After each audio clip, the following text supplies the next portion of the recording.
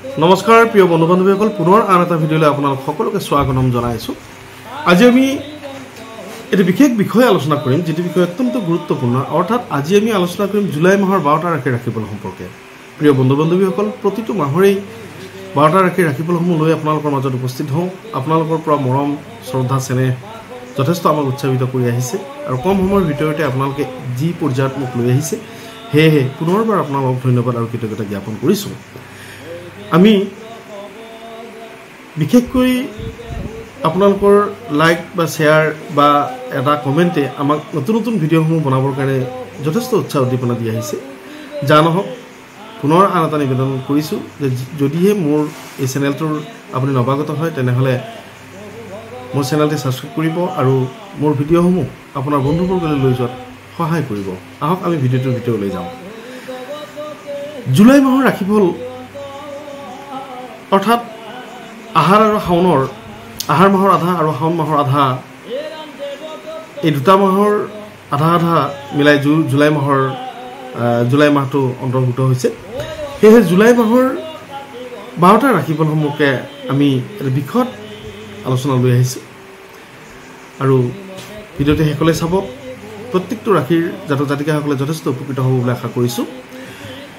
আমি প্ৰথমতে আহিছোঁ মেঘ ৰাশিৰ জাতক জাতিকাসকলৰ ক্ষেত্ৰত। মেঘ ৰাশিৰ জাতক জাতিকাসকলৰ ক্ষেত্ৰত অৰ্থাৎ মেঘ ৰাশিৰ অধিপতি গ্ৰহ মংগল অৱশ্যে সিংহ ৰাশিত অৱস্থান গ্ৰহণ কৰায়। সিংহ ৰাশিত মংগল গ্ৰহৰ অৱস্থানে মেঘ ৰাশিৰ কাৰণে সুকাৰক হৈ পৰিছে বা শুভ প্ৰতিক্ৰিয়াদায়ক হৈ পৰিছে। ধনস্থানত শুক্ৰ গ্ৰহৰ অৱস্থান গ্ৰহণ কৰিছে। ভাতৃস্থান অৰ্থাৎ তৃতীয় স্থানত থাৰ্ড হাউচত ৰবি আৰু বৃহস্পতি গ্ৰহৰ অৱস্থান ঘটিছে আৰু চতুৰ্থ স্থানত ফ'ৰ্থ হাউচত অৰ্থাৎ বিদ্যাবন্ধু স্থানত বুধ গ্ৰহৰ অৱস্থান হৈছে আৰু পঞ্চম স্থানত লক্ষী স্থানত চন্দ্ৰ, কেতু আৰু মংগল গ্ৰহৰ অৱস্থান গ্ৰহণ কৰিছে আৰু বিশেষকৈ একাদশ স্থানত ৰাহু গ্ৰহৰ অৱস্থান হৈছে আৰু দ্বাদশ স্থানত শনি গ্ৰহৰ অৱস্থান হৈছে। অৰ্থাৎ এই যে জুলাই মাহৰ ৰাশিচক্ৰৰ জৰিয়তে মেঘ ৰাশিৰ জাতক জাতিকাসকলৰ ক্ষেত্ৰত যথেষ্ট শুভপ্ৰদায়ক বুলি বিবেচনা কৰা হৈছে। ধনস্থানত স্বগৃহী শুক্ৰ আৰু গুৰু আদিত্য যুগৰ ভাতৃস্থানত গুৰু আদিত্য যুগ অৱস্থান কৰা হেতুকে যথেষ্ট শুভপ্ৰদায়ক হিচাপে পৰিগণিত হৈছে।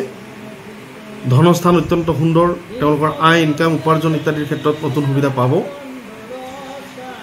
অৱশ্যে ৰবি আৰু বৃহস্পতি একেলগে থকাৰ কাৰণে গুৰু আদিত্য যুগৰ অশুভ কাৰকতাত ৰবিৰ প্ৰভাৱত বিবাদ বা ঘৰুৱা শত্ৰু, ঘৰুৱা মানুহৰ সৈতে কিছু আদৰ্শগত অমিলৰ ফলত কিছু অসুবিধা পাব। অৱশ্যে বুধ গ্ৰহ চতুৰ্থ স্থানত বুধ গ্ৰহ বিদ্যা বুদ্ধি স্থানত অৱস্থান কৰা হেতুকে শিক্ষাৰ্থীসকলৰ ক্ষেত্ৰত অত্যন্ত সুন্দৰ। দূৰসংযোগ বিভাগ, গণমাধ্যম বিভাগ, কম্পিউটাৰ মেনেজমেণ্ট ইত্যাদি বিভাগৰ ছাত্ৰ ছাত্ৰীসকলে অত্যন্ত লাভান্বিত হ'ব। আৰু পঞ্চম স্থানত অৰ্থাৎ লক্ষী স্থানত মংগল গ্ৰহৰ অৱস্থান অৰ্থাৎ ৰবি গৃহত মংগল গ্ৰহৰ অৱস্থান হেতুকে ধনস্থান অত্যন্ত সুন্দৰ। তেওঁলোকে মাটি বাৰী বা চৰকাৰী চাকৰি বা উদ্যোগ, কল কাৰখানা ইত্যাদিবিলাকৰ চাকৰি লাভ কৰিব। আৰু বিশেষকৈ একাদশ স্থানত নিচস্থ ৰাহু হেতুকে অত্যাধিক খৰচান্ত হ'ব মেঘ ৰাশিৰ জাতক জাতিকাসকলে। অৱশ্যে দ্বাদশ স্থানত বৃহস্পতিৰ ঘৰত শনি গ্ৰহৰ অৱস্থান হেতুকে শনি কিছু অশুভপ্ৰদায়ক হৈছে বা শনি কিছু অশুভ বুলি ক'ব পাৰি। অৱশ্যে দ্বাদশ স্থানত শনি আৰু একাদশ স্থানত নিচস্থ ৰাহু গ্ৰহৰ অৱস্থানে কিছু অসুবিধাৰ সৃষ্টি কৰিব। ধাৰ ধোপাৰ, ধাৰ ঋণ হ'ব পাৰে, পেটৰ ৰোগত আক্ৰান্ত হ'ব পাৰে বা মিছা দুখত দুখী হ'ব পাৰে মেঘ ৰাশিৰ জাতক জাতিকাসকল। অৱশ্যে ধনস্থানত শুক্ৰ গ্ৰহৰ অৱস্থান হেতুকে তেওঁলোকে যশস্যা লাভ কৰিব, প্ৰশংসা লাভ কৰিব, ধন উপাৰ্জনত নতুন সুবিধা পাব আৰু চাকৰিয়াল লোকৰ কাৰণে অত্যন্ত সুন্দৰ। পঞ্চম স্থানত ৰবি গৃহত মংগল গ্ৰহৰ অৱস্থান হেতুকে তেওঁলোকে ইপ্সিত বা আকাংক্ষিত স্থানত বদলীকৰণৰ সুবিধা পাব বা ৰাজনৈতিক বিষয়ববীয়াসকলে তেওঁলোকে সা সন্মানৰ অধিকাৰী হ'ব বা বিশেষকৈ অবিবাহিত প্ৰাৰ্থীসকলৰ ক্ষেত্ৰত অত্যন্ত সুন্দৰ, যিহেতুকে শুক্ৰ বিবাহকাৰক গ্ৰহ শুক্ৰ স্বগৃহী হৈ বৃষ ৰাশিত অৱস্থান গ্ৰহণ কৰিছে। সেয়েহে এই সময়খিনিত বিবাহ উপযোগী পাত্ৰ পাত্ৰীসকলে নিজৰ পচন্দ অনুযায়ী বিবাহ বা নিজৰ পচন্দ অনুযায়ী পাত্ৰ পাত্ৰী মনোনীত কৰাৰ সুবিধা লাভ কৰিব।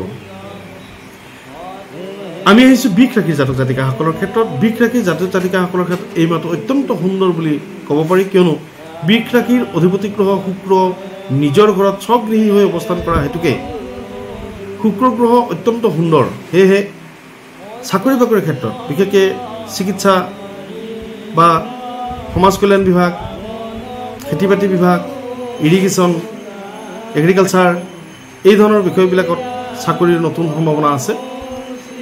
শুক্ৰ স্বগৃহী হৈ থকা বৃষ ৰাশিৰ ক্ষেত্ৰত বিশেষকৈ তেওঁলোকৰ মানসিক আনন্দ বা আধ্যাত্মিক ক্ষেত্ৰত তেওঁলোকে অংশগ্ৰহণ কৰাৰ সুবিধা পাব। আমি আহিছোঁ মিথুন ৰাশিৰ জাতক জাতিকাসকলৰ ক্ষেত্ৰত। মিথুন ৰাশিৰ জাতক জাতিকাসকলৰ এই মাহটো অত্যন্ত সুন্দৰ বুলি ক'ব পাৰি, কিয়নো বৃহস্পতি গ্ৰহ মিথুন ৰাশিৰ গৰ্ভত অৱস্থান কৰি বিশেষকৈ তেওঁলোকৰ আত্মসংযমতা বা তেওঁলোকৰ মানসিক স্থিতি যথেষ্ট উন্নত কৰিব। তেওঁলোকে সাহসী হ'ব, তেওঁলোকে উদ্যমী হ'ব বা বৃহস্পতিৰ সহায়ত বা বৃহস্পতিৰ কৃপাত তেওঁলোকে এই মাহটো তেওঁলোকে সুন্দৰভাৱে মানসিক স্থিতি লাভ কৰিব, পাৰিবাৰিক আনন্দ থাকিব বা আধ্যাত্মিক দিশৰ ক্ষেত্ৰত আধ্যাত্মিক পূজা সেৱা বা আধ্যাত্মিক পৰিৱেশ ৰচনাৰ ক্ষেত্ৰত তেওঁলোকে আগভাগ ল'ব বা আধ্যাত্মিক কাৰ্যসূচীত তেওঁলোকে অংশগ্ৰহণ কৰাৰ সুবিধা পাব এই মাহটোত। আৰু ধনস্থানত বুধৰ অৱস্থান হেতুকে বিশেষকৈ ব্যৱসায়ীসকলৰ ক্ষেত্ৰত এই মাহটো অত্যন্ত সুন্দৰ বুলি ক'ব পাৰি। শাক পাচলিৰ ব্যৱসায়, বিশেষকৈ মাছ মাংসৰ ব্যৱসায়, লোহা লকৰ ব্যৱসায়ীসকল, এগ্ৰিকালচাৰ অৰ্থাৎ কৃষিজাত সামগ্ৰী বিক্ৰেতাসকল বা ৰত্ন ধাতু ইত্যাদিৰ ব্যৱসায়ীসকল, এই ব্যৱসায়ীসকলৰ ক্ষেত্ৰত অত্যন্ত সুন্দৰ বুলি ক'ব পাৰি। ধনস্থানত বিশেষকৈ প্ৰচুৰ ধন আগমন হোৱাৰ সম্ভাৱনা আছে এই মাহটোত। তৃতীয় স্থানত কেতু চন্দ্ৰ মংগল অৱস্থান গ্ৰহণ কৰা হেতুকে মংগল অত্যন্ত বলৱান অৱস্থাত থকা হেতুকে বিশেষকৈ ভাতৃ সংঘাত বা ভাতৃৰ লগত বিবাদ হোৱাৰ সম্ভাৱনা আছে বা ভাতৃ সম্বন্ধীয় ব্যক্তিৰ সৈতে কিছু সংঘাতপূৰ্ণ মুহূৰ্ত আহিব পাৰে। নৱম স্থানত ৰাহু গ্ৰহ নিচস্থ হৈ থকা হেতুকে ভাগ্য বিড়ম্বনা হ'ব পাৰে। অকণমানৰ কাৰণেই বস্তুটো হেৰাল, অকণমানৰ কাৰণেই কামটো নেপালোঁ, অকণমানৰ কাৰণেই মোৰ হ'বলগীয়া কামটো নহ'ল, এনেধৰণৰ বিষয়বিলাকত আক্ৰান্ত হ'ব পাৰে মিথুন ৰাশিৰ জাতক জাতিকাসকল। আৰু দশম স্থানত কৰ্মস্থানত শনিৰ অৱস্থান গ্ৰহণ কৰা হেতুকে কৰ্মৰ ক্ষেত্ৰত বিজুতি হ'ব, উচ্চপদস্থ বিষয়ৰ লগত সংঘাত হোৱাৰ সম্ভাৱনা আছে। অৱশ্যে লগ্নত বৃহস্পতি বা গৰ্ভৰ বৃহস্পতি এই ক্ষেত্ৰত যথেষ্ট সহায় কৰিব, অৰ্থাৎ তেওঁলোকৰ মানসিক স্থিতি বা তেওঁলোকে আনৰ প্ৰতি পৰোপকাৰ, আনৰ প্ৰতি উপকাৰ, আনৰ প্ৰতি সদ্ভাৱনা সৃষ্টি কৰাত অত্যন্ত সুন্দৰ বুলি ক'ব পাৰিব বা বৃহস্পতিৰ কৃপা লাভ কৰিব। আৰু শুক্ৰ স্থান দ্বাদশ স্থানত শুক্ৰ গ্ৰহৰ অৱস্থান কৰা হেতুকে তেওঁলোকে মান সন্মানৰ ক্ষেত্ৰত অৰ্থাৎ যিসকল লোক ৰাজনৈতিক আৰু সামাজিকভাৱে জড়িত সেইসকল লোকৰ ক্ষেত্ৰত কিছু সাৱধান হ'বলগীয়া বিশেষভাৱে তাৎপৰ্যপূৰ্ণ হৈ আছে।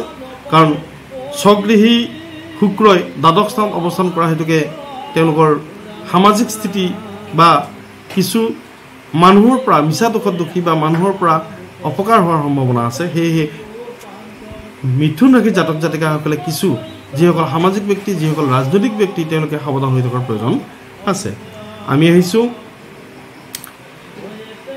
কৰ্কট ৰাশিৰ জাতক জাতিকাসকলৰ ক্ষেত্ৰত। কৰ্কট ৰাশিৰ জাতক জাতিকাসকলৰ ক্ষেত্ৰত এই মাহটো অত্যন্ত সুন্দৰ বুলি ক'ব পাৰি। কাৰণ কিয় কৰ্কট ৰাশিত বিশেষকৈ বুধ গ্ৰহৰ অৱস্থান হৈছে। কৰ্কট ৰাশিত বুধ গ্ৰহৰ অৱস্থান হোৱা হেতুকে বিশেষকৈ ছাত্ৰ ছাত্ৰীসকলৰ ক্ষেত্ৰত অত্যন্ত সুন্দৰ বুলি ক'ব পাৰি। ছাত্ৰ ছাত্ৰীসকলে নতুন সুবিধা লাভ কৰিব, বিশেষকৈ বিজ্ঞানৰ ছাত্ৰ ছাত্ৰীসকলে লাভ কৰিব নতুন সুবিধা, গৱেষণাৰ ছাত্ৰ ছাত্ৰীসকলে লাভ কৰিব নতুন সুবিধা, আৰু চিকিৎসা বিভাগৰ ছাত্ৰ, গৱেষণাৰ ছাত্ৰ, ৰসায়ন বিজ্ঞানৰ ছাত্ৰ, পদাৰ্থ বিজ্ঞানৰ ছাত্ৰ এই ধৰণৰ শিক্ষাৰ্থীসকলে প্ৰচুৰ সুবিধা লাভ কৰিব আৰু নিজৰ প্ৰতিভা বিকাশ কৰাৰ কাৰণে সুবিধা পাব। ধনস্থানত মংগল গ্ৰহ অৱস্থান কৰা হেতুকে কৰ্কট ৰাশিৰ ক্ষেত্ৰত বিশেষকৈ ধনস্থান অত্যন্ত অশুভ বুলিব পাৰি এই জুলাই মাহটোত। কাৰণ কি অত্যন্ত খৰচান্ত হ'ব এই মাহটোত। আৰু ৰবি গৃহত মংগল অৱস্থান কৰা হেতুকে বিশেষকৈ তেওঁলোকৰ মাটি বাৰী সম্বন্ধীয় ঝামেলাবিলাক তেওঁলোকৰ তাত আহিব। এই মাহটোত বিশেষকৈ তেওঁলোকে পাৰিবাৰিক অশান্তি পাব, পাৰিবাৰিক অসুবিধা পাব বা পৰিয়ালৰ সমৰ্থন তেওঁলোকে লাভ নকৰিব, যাৰ বিলত পৰিয়ালৰ লগত সংঘাত হ'ব। মংগল গ্ৰহ ধনস্থানত থকা হেতুকে তেওঁলোকে ধাৰ ঋণ হ'ব পাৰে। কেতু গ্ৰহ ধনস্থানত থকা হেতুকে কোনো কাৰণ নোহোৱাকৈ তেওঁলোকে বিপদত পৰিব পাৰে বা টকা পইচাৰ ক্ষেত্ৰখনত তেওঁলোকে অসুবিধা লাভ কৰিব। কৰ্কট ৰাশিৰ জাতক জাতিকাসকলে বিশেষকৈ শনি গ্ৰহ নৱম স্থানৰ শনি গ্ৰহ হেতুকে ভাগ্য বিড়ম্বনা হ'ব পাৰে। আৰু নিচস্থ ৰাহুৰ কাৰণে তেওঁলোকে কিছু পেটৰ বিষয়ত আক্ৰান্ত হ'ব বা অপাৰেশ্যন জাতীয় বিষয়ত তেওঁলোকে আক্ৰান্ত হ'ব পাৰে। অৱশ্যে শুক্ৰ গ্ৰহ একাদশত শুক্ৰ গ্ৰহ অৱস্থান কৰা হেতুকে তেওঁলোকে আৰ্থিক বা অৰ্থ উপাৰ্জনৰ ক্ষেত্ৰত নতুন সুবিধা লাভ কৰিব। বিদেশ ভ্ৰমণৰ সুবিধা পাব। প্ৰেম প্ৰণয়ৰ ক্ষেত্ৰত অত্যন্ত সুন্দৰ। অবিবাহিত যুৱক যুৱতীসকলৰ ক্ষেত্ৰত অত্যন্ত সুন্দৰ। একাদশৰ শুক্ৰই তেওঁলোকৰ বিবাহ বা তেওঁলোকৰ প্ৰেমৰ ক্ষেত্ৰত যথেষ্ট উন্নত ফলাফল লাভ কৰিব। আমি আহিছোঁ সিংহ ৰাশিৰ ক্ষেত্ৰত। সিংহ ৰাশিৰ জাতক জাতিকাসকলৰ ক্ষেত্ৰত এই মাহটো কিছু অশুভ বুলি ক'ব পাৰি, কিয়নো লগ্নত একেলগে কেতু চন্দ্ৰ মংগলে অৱস্থান গ্ৰহণ কৰিছে। ৰবি গ্ৰহত কেতু গ্ৰহ লগ লাগি বা ৰবি গ্ৰহত কেতু গ্ৰহৰ অৱস্থান হেতুকে গ্ৰহণযোগৰ সৃষ্টি কৰিছে। গতিকে তেওঁলোকে কিছু কৰ্মত বাধা পাব বা হ'ব, তেওঁলোকৰ সামাজিক স্থিতিৰ ক্ষেত্ৰত অসুবিধা পাব বা বিশেষকৈ মংগল গ্ৰহৰ ক্ষেত্ৰত লগ্নত মংগল হৈ থকা হেতুকে তেওঁলোকে অপাৰেশ্যন জাতীয় বিষয় বা মূৰৰ বিষ জাতীয় কথা বা তেজৰ লগত সম্পৰ্কিত হৈ থকা বেমাৰ আজাৰ তেওঁলোকে আক্ৰান্ত হ'ব পাৰে। বা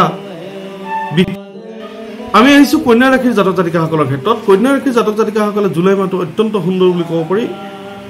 কন্যা ৰাশিৰ জাতক জাতিকাসকলৰ ক্ষেত্ৰত বিশেষকৈ সপ্তম স্থানত শনি গ্ৰহৰ অৱস্থান হৈছে, ষষ্ঠ স্থানত ৰাহু গ্ৰহৰ অৱস্থান হৈছে, নৱম স্থানত ভাগ্যস্থানত স্বগৃহী শুক্ৰৰ অৱস্থান গ্ৰহণ কৰিছে আৰু দশম স্থানত বৃহস্পতিৰ অৱস্থান গ্ৰহণ কৰিছে।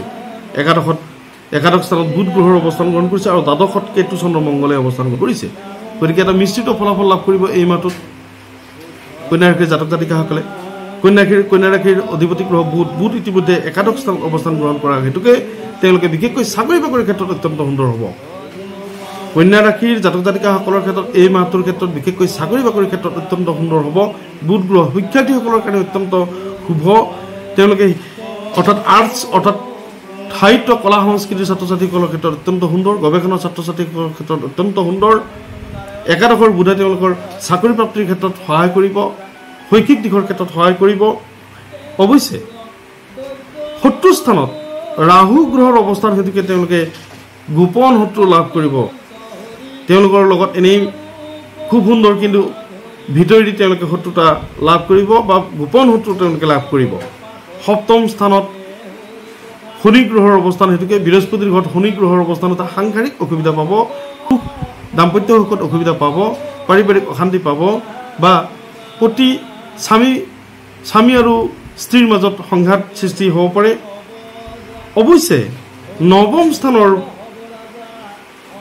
শুক্ৰ স্বগৃহী হোৱা হেতুকে ভাগ্যস্থান অত্যন্ত সুন্দৰ। অৰ্থাৎ সতী সন্তানৰ সফলতা, সতী সন্তানৰ বিশেষ কাৰ্যৰ কাৰণে তেওঁলোকে প্ৰশংসিত হ'ব, তেওঁলোকে উচ্চ মান বিশিষ্ট হ'ব। দশম স্থানত যিহেতুকে বৃহস্পতি অৱস্থান হৈছে, সেই কৰ্মস্থান অত্যন্ত সুন্দৰ। তেওঁলোকে চাকৰি বাকৰি লাভ হ'ব। কল কাৰখানা বা আধ্যাত্মিক দিশ বা স্কুলৰ শিক্ষক এই ধৰণৰ চাকৰিৰ ক্ষেত্ৰত তেওঁলোকে সুবিধা লাভ কৰিব। আমি আহিছোঁ তুলা ৰাশিৰ ক্ষেত্ৰত।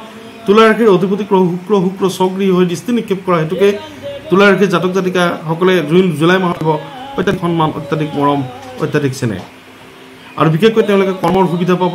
নতুন ব্যৱসায়, নতুন কৰ্মৰ লগত তেওঁলোকে জড়িত হ'ব। বিশেষকৈ ব্যৱসায়ীসকলে তেওঁলোকে নতুন ব্যৱসায়ৰ কল্পনা কৰিব বা নতুন ব্যৱসায়ৰ পৰিকল্পনা কৰিব। তেওঁলোকে লাভান্বিত হ'ব। বিশেষকৈ পানীয় দ্ৰব্যৰ ব্যৱসায়ৰ ক্ষেত্ৰত, লোহা লকৰ দ্ৰব্যৰ ক্ষেত্ৰত, সামগ্ৰীৰ বা কৃষিজাত সামগ্ৰীৰ বিক্ৰেতাসকলৰ ক্ষেত্ৰত অত্যন্ত লাভান্বিত হোৱাৰ সুবিধা আছে জুলাই মাহটোৰ ক্ষেত্ৰত।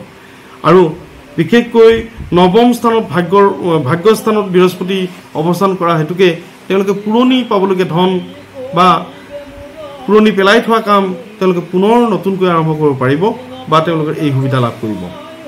দশম স্থানত বুধ গ্ৰহৰ অৱস্থান হেতুকে কৰ্মস্থান অত্যন্ত উন্নত উচ্চপদস্থ বিষয়াসকলৰ লগত বা উচ্চস্থ বিষয়াসকলৰ লগত তেওঁলোকে সন্মানে তেওঁলোকে কৰ্মৰত হ'ব পাৰিব মংগল হোৱা হেতু একাদশত মংগল কেতু আৰু চন্দ্ৰৰ অৱস্থান হেতুকে মাটিৰ ক্ষেত্ৰত নতুনকৈ মাটি বাৰী ক্ৰয় কৰাৰ ক্ষেত্ৰত সুবিধা লাভ কৰিব বা স্থাৱৰ সম্পত্তি ক্ৰয় বিক্ৰয়ৰ ক্ষেত্ৰত তেওঁলোকে সুবিধা লাভ কৰিব অৱশ্যে তেওঁলোকে ষষ্ঠ স্থানত শনি গ্ৰহৰ অৱস্থানকে শত্ৰুতা লাভ কৰিব হিংসাৰ বলি হ'ব পাৰে তুলা ৰাশিৰ জাতক জাতিকাসকলে সেয়েহে শনিৰ প্ৰতিকাৰ থকাটো বেছি বিধেয় হ'ব আমি আহিছোঁ বৃশ্চিক ৰাশিৰ জাতক জাতিকাসকলৰ ক্ষেত্ৰত বৃশ্চিক ৰাশিৰ জাতক জাতিকাসকলৰ ক্ষেত্ৰত এই মাহটো অত্যন্ত সুন্দৰ বুলি কয় কিয় সপ্তম স্থানত স্বগৃহী হেতুকে বিশেষকৈ ছাত্ৰ ছাত্ৰীসকলৰ বিজ্ঞান ছাত্ৰীসকল চিকিৎসা বিজ্ঞানৰ ছাত্ৰ ছাত্ৰীসকল গণমাধ্যমৰ ছাত্ৰ ছাত্ৰীসকল দূৰসংযোগ বিষয়ৰ ছাত্ৰ ছাত্ৰীসকল ইঞ্জিনিয়াৰিঙৰ ছাত্ৰ ছাত্ৰীসকল মেনেজমেণ্টৰ ছাত্ৰ ছাত্ৰীসকলৰ ক্ষেত্ৰত অত্যন্ত সুন্দৰ আৰু বিবাহ কাৰ্যৰ লগত অবিবাহিত সকলৰ ক্ষেত্ৰত অত্যন্ত সুন্দৰ বা প্ৰেম প্ৰণয়ৰ ক্ষেত্ৰত অত্যন্ত সুন্দৰ জুলাই মাহটো প্ৰেমকাৰক গ্ৰহ শুক্ৰৰ প্ৰত্যক্ষ দৃষ্টি নিক্ষেপ কৰিছে বৃশ্চিক ৰাশিৰ ওপৰত সেয়েহে শুক্ৰৰ কাৰণে যথেষ্ট লাভ কৰিব প্ৰেমত তেওঁলোকে সফলতা লাভ হ'ব বা তেওঁলোকৰ উচ্চ প্ৰশংসা হ'ব ছাত্ৰ ছাত্ৰীসকলৰ ক্ষেত্ৰত অত্যন্ত সুন্দৰ দশম স্থানত মংগল গ্ৰহৰ অৱস্থান হেতুকে ৰবিৰ ঘৰত মংগল অৱস্থান হেতুকে যথেষ্ট বলৱান হৈছে মংগল গ্ৰহ আৰু প্ৰশাসনিক বিষয় সৈনিক বিভাগ পুলিচৰ বিভাগ বা প্ৰশাসনীয় বিভাগ বা অন্যান্য এনেধৰণৰ মংগলৰ লগত ৰিলেটেড যিবিলাক বিভাগ আছে সেই বিভাগত তেওঁলোকৰ চাকৰি বাকৰিৰ ক্ষেত্ৰত অত্যন্ত সুন্দৰ সুবিধা লাভ কৰিব মংগল গ্ৰহই তেওঁলোকক সহায় কৰিব বিশেষকৈ চাকৰি বাকৰিৰ ক্ষেত্ৰত বা একাদশ স্থানত মংগল গ্ৰহৰ অৱস্থানে তেওঁলোকৰ চাকৰি বাকৰিৰ ক্ষেত্ৰত সহায় কৰিব অৱশ্যে এই ক্ষেত্ৰত কিছু সাৱধান হ'বলগীয়া বিষয় তেওঁলোকে তেজৰ লগত সম্পৰ্কিত হৈ থকা বেমাৰ আজাৰত আক্ৰান্ত হ'ব পাৰে বৃশ্চিক ৰাশিৰ জাতক জাতিকাসকল আমি আহিছোঁ ধনু ৰাশিৰ জাতক জাতিকাসকলৰ ক্ষেত্ৰত ধনু ৰাশিৰ জাতক জাতিকাসকলৰ ক্ষেত্ৰত এই মাহটো অত্যন্ত সুন্দৰ বুলি ক'ব পাৰি অৱশ্যে বিদ্যাৰ্থীসকলৰ ক্ষেত্ৰত কিছু অসুবিধাৰ সৃষ্টি কৰিব বিদ্যাস্থানত শনি গ্ৰহৰ অৱস্থান হেতুকে তেওঁলোকে বিদ্যাৰ ক্ষেত্ৰত দুমুখীয়া স্থিতি গ্ৰহণ কৰিব পাৰে বা তেওঁলোকৰ মনে বিচৰা ডিপাৰ্টমেণ্ট বা মনে বিচৰা শিক্ষা বিদ্যাৰ ক্ষেত্ৰত তেওঁলোকে স্থান লাভ কৰাৰ ক্ষেত্ৰত অসুবিধা পাব শনি গ্ৰহৰ অৱস্থানে তেওঁলোকৰ ক্ষেত্ৰত বিদ্যাৰ ক্ষেত্ৰত কিছু অসুবিধাৰ সৃষ্টি কৰিব ষষ্ঠ স্থানত শুক্ৰ গ্ৰহ বলৱান হোৱা হেতুকে তেওঁলোকে শত্ৰুতা লাভ কৰিব ধনুৰাশিৰ জাতক জাতিকাসকলে তেওঁলোকে শত্ৰুতা লাভ কৰিব এই মাহটোৰ ভিতৰত বিশেষকৈ তেওঁলোকৰ প্ৰগ্ৰেছ বা তেওঁলোকৰ কৃতকাৰ্যতাই কিছু সংখ্যক মানুহক ব্যথিত কৰি তুলিব বা তেওঁলোকক অন্যায় কৰাৰ কাৰণে ষড়যন্ত্ৰত লিপ্ত হ'ব পাৰে অন্য ব্যক্তিসকল আৰু সেয়েহে ধনুৰাশিৰ জাতক জাতিকাসকল কিছু সাৱধান হৈ থকাটো দৰকাৰ হ'ব সপ্তম স্থানত ৰবি আৰু বৃহস্পতিৰ প্ৰত্যক্ষ দৃষ্টি হেতুকে বৃহস্পতিৰ শুভকাৰকতা লাভ কৰিব তেওঁলোকৰ চাকৰি বাকৰিৰ ক্ষেত্ৰত বৃহস্পতি শিক্ষকতাৰ চাকৰি অধ্যাপকৰ চাকৰি কেৰাণীৰ চাকৰি ডিচি কোৰ্টৰ চাকৰি বা আধ্যাত্মিক দিশৰ বিষয়সমূহ বা ৰাজনৈতিক ক্ষেত্ৰখনত অত্যন্ত সুন্দৰ বুলি ক'ব পাৰি ধনুৰাশিৰ জাতক জাতিকাসকল শিক্ষাৰ্থীসকলৰ অত্যন্ত সুন্দৰ ব্যৱসায়ীসকলৰ ক্ষেত্ৰত অত্যন্ত সুন্দৰ তেওঁলোকে নতুন ব্যৱসায়ৰ পৰিকল্পনা কৰিব বা অষ্টম স্থানত বুধৰ অৱস্থান হেতুকে কিছু টনচিল জাতীয় ৰোগত আক্ৰান্ত হ'ব পাৰে বা তেওঁলোকৰ কণ্ঠৰ ক্ষেত্ৰত মাত বোলৰ ক্ষেত্ৰত কিছু অসুবিধা হ'ব পাৰে এই কণ্ঠৰ ৰোগত অসুবিধা হ'ব পাৰে বা তেওঁলোকৰ বুধ গ্ৰহৰ কাৰণে তেওঁলোকে সাৱধান হৈ থকাটো দৰকাৰ হ'ব মকৰ ৰাশিৰ জাতক জাতিকাসকলৰ ক্ষেত্ৰত তেওঁলোকৰ এই মাহটো অত্যন্ত সুন্দৰ বুলি ক'ব পাৰি কিয়নো সপ্তম স্থানৰ পৰা বুধৰ প্ৰত্যক্ষ দৃষ্টি নিক্ষেপ কৰিছে মকৰ ৰাশিৰ জাতক জাতিকাসকলৰ ক্ষেত্ৰত বুধে বিশেষকৈ ছাত্ৰ ছাত্ৰীসকলৰ শিক্ষাৰ ক্ষেত্ৰত অত্যন্ত উদগনি যোগাব বা নতুন সুবিধা লাভ কৰিব বহিৰ্ভ্ৰমণ হ'ব বিদেশ ভ্ৰমণ হ'ব শিক্ষাৰ ক্ষেত্ৰত তেওঁলোকে নতুন উৎসাহিত হ'ব বা ঘৰুৱা পৰিৱেশ অত্যন্ত উন্নত হ'ব মকৰ ৰাশিৰ জাতক জাতিকাসকলৰ সুখ সম্ভোগ দাম্পত্য জীৱনৰ ক্ষেত্ৰত তেওঁলোকে লাভ কৰিব আৰু বিশেষকৈ তেওঁলোকৰ শুক্ৰ স্থান পঞ্চম স্থানত শুক্ৰৰ অৱস্থান হেতুকে তেওঁলোকৰ আয় ইনকাম পাৰিবাৰিক সুখ লক্ষ্মী স্থানত শুক্ৰ অৱস্থান কৰা হেতুকে তেওঁলোকৰ ধন সঞ্চয় বা পাৰিবাৰিক শান্তি ইত্যাদি লাভ কৰিব বা কৰ্মস্থানত শান্তি অটুট থাকিব ষষ্ঠ স্থানত বৃহস্পতি আৰু ৰবি গ্ৰহৰ অৱস্থান কিছু অসুবিধা হ'ব শত্ৰুতাৰ ক্ষেত্ৰত তেওঁলোকে জনানো তেওঁলোকৰ জ্যেষ্ঠ মানুহ তেওঁলোকে শত্ৰু জাতিকাহঁতৰ ক্ষেত্ৰত অৱশ্যে অষ্টমৰ মংগল হৈ থকা হেতুকে তেওঁলোকে সাৱধান হ'ব, বিশেষকৈ দুৰ্ঘটনাগ্ৰস্ত হ'ব পাৰে জুলাই মাহত। আৰু ধনস্থানত নিচস্থ ৰাহু তেওঁলোকৰ হ'ব জুলাই মাহটোত। শনিৰ গৃহত ৰাহুৰ অৱস্থান হৈ থকা ৰাহু যথেষ্ট বলৱান হৈছে, সেয়েহে পেটৰ ৰোগত ভুগিব মকৰ ৰাশিৰ জাতক জাতিকাসকল। আৰু যিসকল ব্যক্তি ডায়েবেটিছ বা এনেধৰণৰ ৰোগত আক্ৰান্ত বহুদিনৰে পৰা, তেওঁলোকৰ ক্ষেত্ৰত কিছু সাৱধানতা অৱলম্বন কৰিবলগীয়া আছে, কিয়নো ধনস্থানত ৰাহু হেতুকে অত্যন্ত খৰচান্ত হ'ব আৰু এই ধৰণৰ পুৰণি ৰোগে তেওঁলোকক আমনি কৰিব পাৰে। যা নহওক, আমি আহিছোঁ কুম্ভ ৰাশিৰ জাতক জাতিকাসকলৰ ক্ষেত্ৰত। কুম্ভ ৰাশিৰ জাতক জাতিকাসকলৰ ক্ষেত্ৰত জুলাই মাহটো এক মিশ্ৰিত ফলাফলেৰে আগবাঢ়িব বুলি ক'ব পাৰি। কুম্ভ ৰাশিত গৰ্ভত নিচস্থ ৰাহুৰ অৱস্থান হেতুকে ৰাহু গ্ৰহ অত্যন্ত অশুভ ফলপ্ৰদায়ক হিচাপে চিহ্নিত হৈছে। গতিকে ৰাহু গ্ৰহৰ কাৰণে কুম্ভ ৰাশিৰ জাতক জাতিকাসকলে ঋণগ্ৰস্ত হ'ব পাৰে, ধাৰ ঋণগ্ৰস্ত হ'ব পাৰে বা বন্ধু বিৰোধ হ'ব পাৰে, তেওঁলোকৰ শত্ৰুতা লাভ কৰিব বা ঘৰুৱা ব্যক্তি তেওঁলোকৰ বিৰোধিতা কৰিব, ঘৰুৱা সমৰ্থন বা ঘৰুৱা ছাপোৰ্ট, ফেমিলি ছাপোৰ্ট তেওঁলোকে নাপাব। ধনস্থানত শনি অৱস্থান গ্ৰহণ কৰা হেতুকে অনৰ্থক অৰ্থব্যয় হ'ব পাৰে বা কোনো পৰিকল্পনা কৰিলেও সেই পৰিকল্পনা আধৰুৱা হৈ ৰ'ব কুম্ভ ৰাশিৰ জাতক জাতিকাসকলৰ ক্ষেত্ৰত। অৱশ্যে বৃহস্পতি চতুৰ্থ স্থানত অৱস্থান গ্ৰহণ কৰা হেতুকে বৃহস্পতি অত্যন্ত শুভপ্ৰদায়ক হৈছে, সেয়েহে ৰাজনৈতিক সামাজিক ব্যক্তিসকল সন্মানিত হ'ব বা ছাত্ৰ ছাত্ৰীসকলৰ ক্ষেত্ৰত বৃহস্পতিয়ে সহায় কৰিব। পঞ্চম স্থানত বুধ গ্ৰহৰ অৱস্থান হেতুকে বিশেষকৈ এগ্ৰিকালচাৰৰ ডিপাৰ্টমেণ্টৰ চাকৰিয়ালসকল বা কৃষিৰ লগত জড়িত ব্যক্তিসকল বা কৃষি সামগ্ৰী জাতীয় বিক্ৰেতাসকল, তেওঁলোকৰ ক্ষেত্ৰত অত্যন্ত সুন্দৰ অৰ্থ আগমনৰ সুন্দৰ যুগ।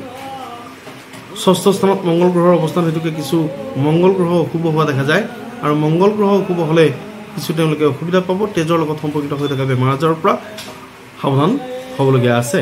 আমি একেবাৰে শেষত মীন ৰাশিৰ জাতক জাতিকাসকলৰ ক্ষেত্ৰত আহিছোঁ।